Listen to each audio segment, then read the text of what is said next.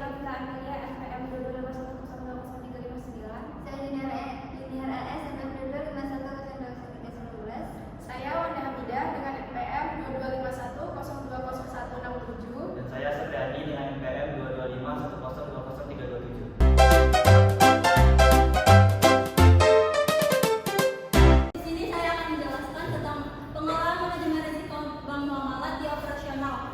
Risiko operasional adalah risiko yang disebut dengan ketidakacuan atau tidak berfungsi proses internal, kesalahan manusia, kegagalan sistem atau proses adanya problem.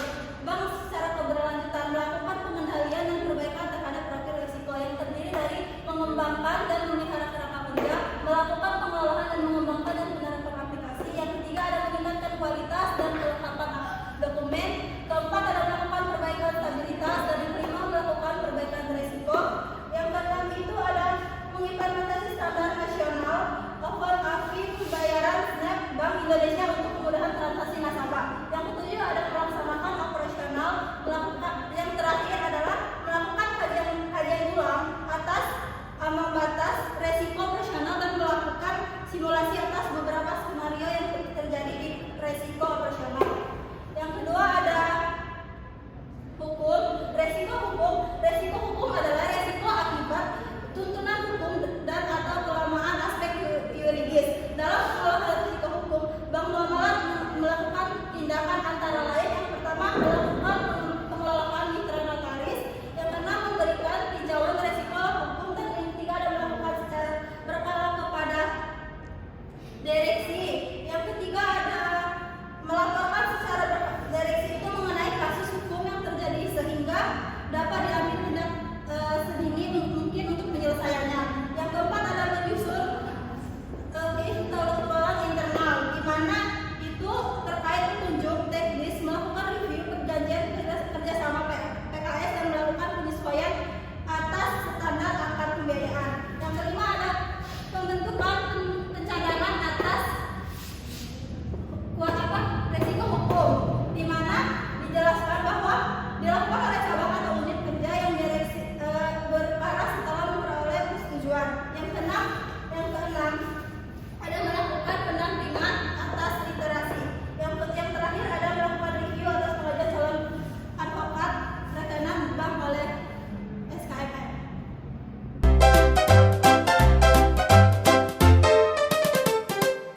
Baiklah, di sini saya akan melanjutkan materinya, yaitu yang ketiga yaitu reputasi. Risiko reputasi adalah risiko akibat menurunnya tingkat kepercayaan stakeholder yang bersumber dari persepsi negatif terhadap bank. Dalam memitigasi risiko reputasi, bank telah melakukan yang satu yaitu menyampaikan keterbukaan informasi kepada pihak menyampaikan keterbukaan informasi. Yang kedua melakukan koordinasi dengan pihak eksternal. Yang ketiga melaksanakan inisiasi peningkatan kualitas layanan. Yang keempat melakukan pengendalian internal, dan yang kelima melakukan kajian ulang.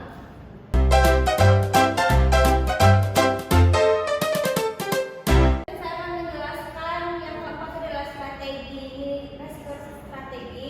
Resiko strategi adalah risiko akibat ketidaktepatan dalam pengambilan atau pelaksanaan suatu strategi serta kegagalan dalam mengantisipasi perubahan lingkungan bisnis. Dalam memitigasi risiko strategi, bank telah melakukan yang pertama itu menetapkan tema strategis di tahun 2023, yaitu pertumbuhan bisnis yang sehat dan profit yang berkelanjutan. Yang kedua itu menetapkan 8 langkah strategis. 5 di antara itu ada fokus dan 3-nya itu ada strategi utama.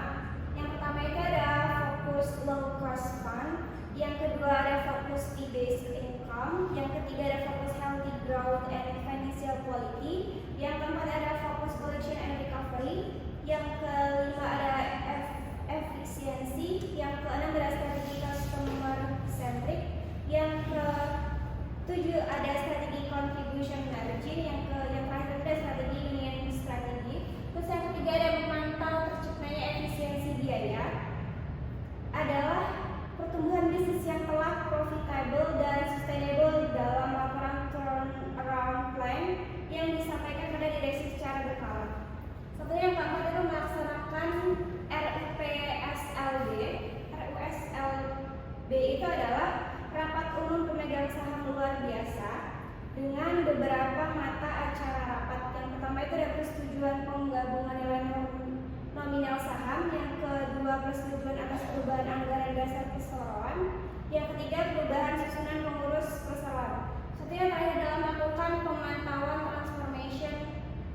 project yang terdiri di beberapa fase. Periode ini sedang dilaksanakan. Fase kedua dikembangkan melalui 4 work stream. Yang pertama adalah consumer business exploration, yang kedua adalah retail business solution, yang ketiga adalah enterprise business solution, dan yang terakhir adalah digital banking kapitalis.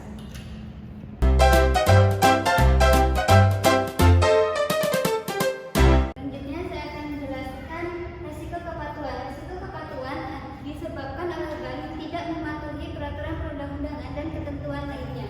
Dalam memitigasi resiko kepatuhan, bank muamalat melakukan beberapa hal. Yang pertama, melakukan kampanye budaya kepatuhan. Yang kedua, mengelola, memantau dan menetausahakan database.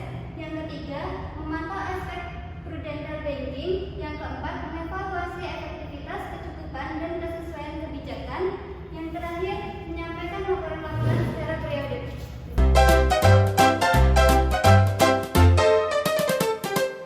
Baiklah, di sini saya akan melanjutkan menjelaskan tentang resiko imbal hasil. Resiko imbal hasil adalah resiko akibat perubahan tingkat imbal hasil yang dibayarkan bank kepada nasabah karena terjadi perubahan tingkat imbal hasil yang diterima bank dari penyaluran dana. Lalu dalam memitigasi resiko imbal hasil, bank telah melakukan yang pertama, menetapkan pricing dana, yang kedua, meningkatkan komposisi funding nasabah, yang ketiga, menurunkan konsentrasi pada nasabah, yang keempat, mengontrol dan mengevaluasi, yang kelima, melakukan evaluasi secara berkala.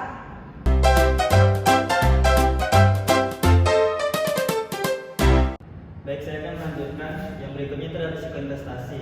Risiko investasi atau investment risk adalah risiko akibat bank ikut menanggung kerugian usaha nasabah yang dibiayai dalam pembiayaan bagi hasil berbasis profit and loss sharing. Dalam melakukan pengelolaan risiko investasi dalam pembiayaan beberapa hal yang telah dilakukan bank adalah yang pertama yaitu melakukan pemantauan dan perbaikan pembiayaan berdasarkan akad pembiayaan dan juga memperbaiki pencatatan pembiayaan berbasis bagi hasil secara terus-menerus. Yang kedua yaitu menetapkan target market dan fall secara bank-wide sebagai arah pembiayaan yang juga berdampak pada risiko investasi. Yang ketiga yaitu melakukan kajian atas kinerja pembiayaan termasuk pembiayaan berbasis bagi hasil dan jual beli, dan melakukan kajian untuk mengembangkan ketentuan produk pembiayaan berdasarkan akad dengan mitigasi yang memadai sehingga mengurangi risiko bagi bank. Yang keempat yaitu melakukan perbaikan sistem untuk mendukung pembiayaan dengan akad bagi hasil. Dan yang terakhir yaitu melakukan pemeriksaan implementasi akad pembiayaan bagi hasil yang dilakukan oleh internal audit. Sekian presentasi dari kelompok kami akhiri. Assalamualaikum warahmatullahi